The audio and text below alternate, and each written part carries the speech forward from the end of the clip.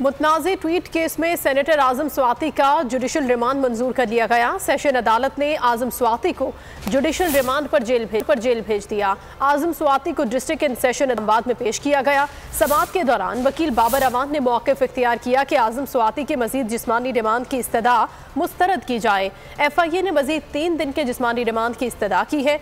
अभी तक यही इस्तदा है कि ट्वीट बरामद करनी है। 40 आर्टिकल्स FIA बरामद कर चुकी है।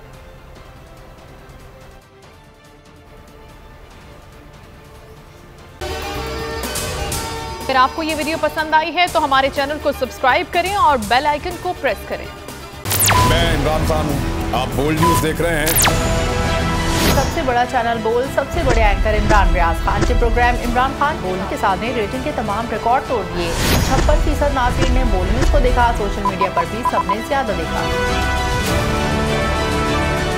सबसे ज्यादा व्यूज, सबसे ज्यादा रील्स और सबसे ज्यादा रेटिंग के साथ बोल अब भी नंबर 1 पोजीशन पर बरकरार।